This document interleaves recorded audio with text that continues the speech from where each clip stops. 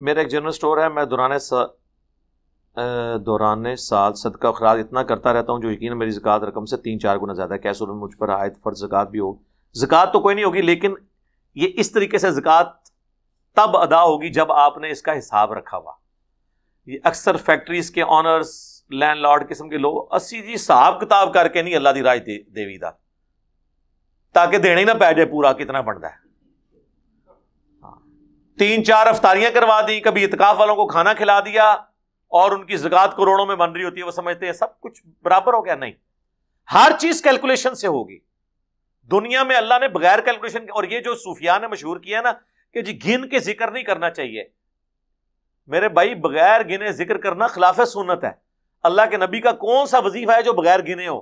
بتائیں۔ بخاری مسلم دونوں میں حدیث ہے کہ جو 33 دفعہ سبحان اللہ، 33 دفعہ الحمدللہ اور 34 دفعہ اللہ اکبر، یا 33 دفعہ اللہ اکبر اور یہ 99 بنے اور 100 پورا کرنے کے لیے ایک دفعہ پڑھ لے لا الہ الا اللہ وحدہ لا شریک لہ لہ الملک ولہ الحمد وہو علی کل شیء قدیر، تو اس کے سارے گناہ معاف کر دیے جائیں گے، لیکن چھوٹے گناہ اگرچہ سمندر کی جھاگ کے برابر ہی کیوں نہ ہو۔ تو وہ آپ نے گنتی بتائی ہے نا۔ فرض نماز کے بعد ایک دفعہ آیت الکرسی گنتی ہے نا، جو سنن نسائی الکبریٰ میں موجود ہے کہ مرتے ہی جنت میں چلا جائے گا۔ ابو داؤد اور ترمذی میں موجود ہے صبح و شام 3 دفعہ آخری 3 صورتیں پڑھنے والے کو ہر چیز سے کفایت کریں گی، تو 3 دفعہ وظیفہ ہے نا۔ جی گن کے نہیں کرنا چاہیے، اور نمازیں بھی گن کے ہیں یار، 5 ہر نماز کی رکعت بھی گن کے ہے۔ کوئی فجر کے 2 کی بجائے 4 پڑھے ہو کہ جی اللہ آپ ہی حساب کر لی، میں بغیر حساب دے نماز پڑھنی ہے، اور تیری 2 بھی نہیں ہونگیاں۔ ایویں جذباتی جملے، کہانیاں۔ اور میرے بھائی یہ دین ہے، یہ علم کی دنیا ہے۔ ادھر وہ کچھ بتایا جائے گا، وہ کچھ اللہ کے حضور ایکسیپٹیبل ہوگا جو اس شخصیت نے بتایا ہے جس کی قبر مدینے میں ہے۔ اللہ کے نبی علیہ السلام کو رول ماڈل کیوں بنایا گیا؟ تاکہ ہر کوئی اپنی مرضی کا دین نہ بنا لے۔ پیغمبر کیوں بھیجتا ہے اللہ تعالیٰ؟ تاکہ ایک رول ماڈل ہو کہ نہ ان سے آگے بڑھنا ہے نہ ان سے پیچھے رہنا ہے، جیسے یہ کہہ رہے ہیں ویسے چلنا ہے۔ تو زکوٰۃ کا بھی آپ کو اپنا پورا ایسٹ گننا ہوگا کہ میری دکان میں اتنا مال رکھا ہوا ہے، اس کی مالیت۔ وہ تو آپ کہیں گے جی وہ مہینے میں بک جاتا ہے۔ نہ سر، مہینے میں بکتا ہے تو ہم نیا بھی تو لے آتے ہیں نا۔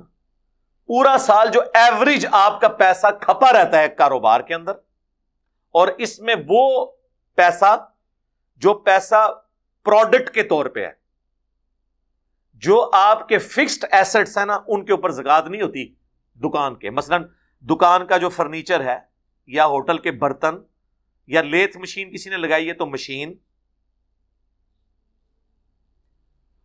یا رینٹ اے کار پہ اس نے گاڑی رکھی ہوئی ہے گاڑی، اس کے اوپر زکوٰۃ نہیں ہے۔ ان کی کمائیوں پہ زکوٰۃ ہے، اور وہ بھی تب جب جڑ جائے۔ اگر ساتھ ساتھ خرچ ہو تو کوئی نہیں، لیکن جو مال تجارت ہوتا ہے نا، اس پہ زکوٰۃ اس لیے ہوتی ہے کہ وہ اتنا پیسہ کھپا رہتا ہے، اس کا وہ رینٹ اے کار والا معاملہ نہیں ہوتا۔ کسی نے 1 کروڑ کا کپڑا دکان میں ڈالا ہوا ہے، وہ آتا رہتا ہے نکلتا رہتا ہے، لیکن ایوریج 1 کروڑ کا کپڑا ہے تو 1 کروڑ کی اس کی مہینے کی، سال پورے کی 2.5 لاکھ زکوٰۃ بنے گی۔ تو آپ نے حساب ایک دفعہ ضرور کرنا ہے اپنی دکان کا، زیورات کا، ان ساری چیزوں کا۔ میں نے زکوٰۃ کے قدیم اور جدید 70 فقہی احکام و مسائل کے اوپر 1.5 گھنٹے کی ویڈیو ریکارڈ کرائی ہے۔ آپ دنیا میں 70 کتابیں بھی زکوٰۃ پہ پڑھ لیں، اتنا علم آپ کو نہیں ملے گا ایک ترتیب سے جتنا میں نے اس میں ایک ایک چیز باریکی سے شروع بیان کی ہے۔ مسئلہ 95B، ویسے بھی آپ لکھ لیں زکوٰۃ کے 70 احکام، کسی بھی نام سے لکھ دیں، ساتھ میرا نام لکھ دیں تو وہ ویڈیو آپ کے سامنے آ جائے گی۔ ایک ایک چیز بتائی ہے، گائے کی زکوٰۃ کیسے ہے، بکریوں کی زکوٰۃ کیسے ہے، پلاٹس کی زکوٰۃ کیسے ہے، زیورات کی زکوٰۃ کس طرح ہے، یہ ساری ڈیٹیلز بتائی ہیں۔ تو ایک دفعہ آپ حساب کر لیں، سال میں ایک دفعہ آپ کو حساب کرنا ہوگا۔ اس کے بعد آپ اپنا جو خرچ کیا ہوا ہے اس کا حساب دیکھیں، اور اس سے اوپر جتنا مرضی کرتے رہیں، تو ٹھیک ہے یہ اس میں شمار ہو جائے گا، لیکن کوئی کیلکولیشن تو ہو نا۔ کیلکولیشن کے بغیر کس طرح کوئی ہو سکتا ہے؟ دنیا میں کوئی کام ایسے ہوتا ہے؟ یعنی دنیا کا کوئی کام بھی بغیر کیلکولیشن کے تو نہیں ہوتا۔ یہ تو نہیں ہوتا کہ کسی بھی دن کوئی بھی لڑکا لے کر کسی بھی جو ہے نکاح خاں کو پکڑ کے کسی بھی گھر میں گھس کے کوئی لڑکی پسند کر کے آپ بیاہ کے لے جائیں، اس طرح ہوتا ہے؟ ہر چیز کیلکولیٹڈ ہوتی ہے، تو وہ کیلکولیشن کے ساتھ ہوگا، وہ آپ کو کیلکولیٹ کرنا ہوگا، اس کے بعد آپ اوپر جتنا مرضی دیں۔ ہاں یہ بات ٹھیک ہے کہ اگر کسی کو یہ وہم ہے نا کہ مطلب وہ میں موٹا موٹا میں نے حساب لگا لیا ہے، یہ زیادہ ہی ہوتا ہے تو ٹھیک ہے، اس کا شمار ہو جائے گا، اوپر والا اس کا اضافی صدقہ ہوگا، لیکن کیلکولیشن تھوڑی بہت تو موٹی موٹی تو آپ کو کرنی ہوگی، ورنہ تو آپ حساب کیسے رکھیں گے؟ بغیر حساب کے تو کوئی کام ہو ہی نہیں سکتا، ہو سکتا ہے کام ہی دے رہے ہوں، پھر کیا کریں گے آپ؟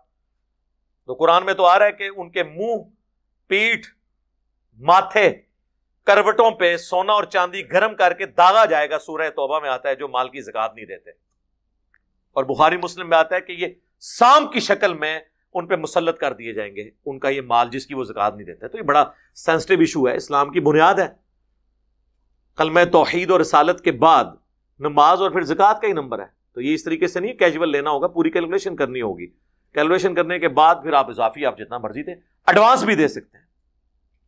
اچھا، بعض لوگ یہ پوچھ رہے ہوتے ہیں جی وہ ایک بندے نے قرض لیا واپس نہیں کر رہا، میں زکات میں کاٹ لوں؟ سر ایسے نہیں ہو سکتا، یہ تو آپ کہہ رہے ہیں کہ میں نے فجر کی نماز نہیں پڑھی تھی، جو میں نے جو کل 2 نفل فالتو پڑھے تھے وہ فجر شمار کر لوں؟ نہیں، نیت پہلے ہوتی ہے، یہ جو کہا گیا انما الاعمال بالنیات، بخاری مسلم میں کہ اعمال کا دار و مدار نیتوں پر ہے، تو پہلے نیت تو پہلے ہوگی۔ ہاں، کوئی قرض دیتے وقت یہ نیت کر لے کہ میں اسے زکات دے رہا ہوں، کیونکہ چانس ہے کہ یہ واپس نہیں کرے گا، ویسے تو کوئی بھی نہیں کرتا واپس الا ماشاء اللہ، لوگ ہنس تو رہے ہیں۔